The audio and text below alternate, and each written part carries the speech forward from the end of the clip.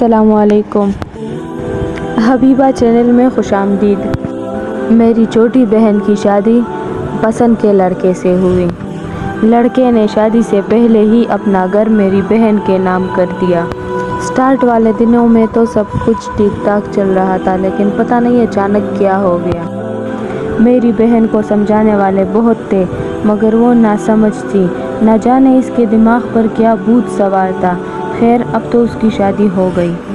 شادی کے چند مہینے بعد ہی جھگڑے شروع ہوئے، جو بڑھتے رہے، مگر میری بہن کی چونکہ پسند کی شادی تھی، اس لیے اس نے میکے والوں سے کبھی اس بات کا ذکر ہی نہیں کیا۔ شادی کے 3 سال بعد ایک دوپہر میری بہن روتی ہوئی 2 چھوٹے بچوں کے ساتھ ہمارے گھر چلی آئی اور کہا کہ مجھے میرے شوہر نے طلاق دے دی۔ اس گھڑی ہم سب پر ایک قیامت ٹوٹا۔ ہم سب بہت زیادہ روئے، بہت روئے۔ پھر کیا ہوا، ابھی کچھ گھنٹے ہی گزرے تھے کہ سسرال والے آ گئے اور کہا کہ بچوں سے غلطی ہو گئی ہے، چھوٹے بچے ہیں، رل جائیں گے، چلے جانے دیجیے، گھر کی بات ہے، بس گھر میں ہی رہنے دیجیے، ہمیں ہماری بیٹی دے دیں، ہم اپنے بیٹے کو سمجھا دیں گے۔ کبھی کہتے کہ ہم نے سنا نہیں، کبھی کہتے غصے میں دی ہے، کبھی کہتے اپنے ہوش و حواس میں نہیں تھا۔ خیر، جو بھی تھا، ہم نے اپنی بہن کو جانے نہیں دیا۔ 3 دن بعد پھر آ گئے کہ ہم نے کئی لوگوں سے معلوم کیا ہے، وہ کہتے ہیں کہ بس آپ مسکینوں کو کھانا کھلا دو اور لڑکی لے آؤ، کوئی گواہ نہیں ہے تو کچھ نہیں ہوا۔ 1 ہفتے بعد وہ لوگ میری بہن کو لے گئے۔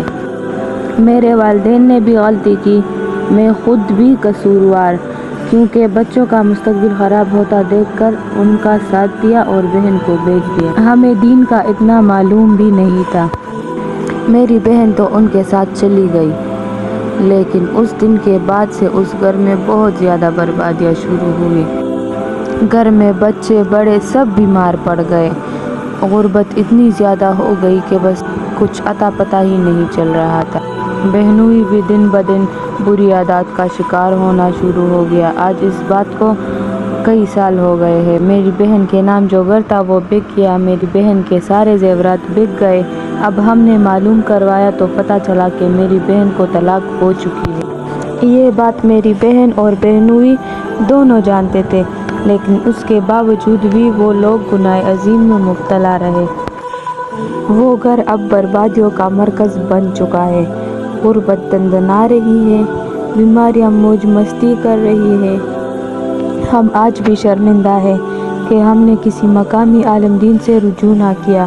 کاش ہم ان کی بات مان لیتے تو اپنی بہن کو اس گناہ عظیم میں مبتلا نہ ہونے دیتے، مگر انہیں اب بھی سمجھ نہیں آ رہی۔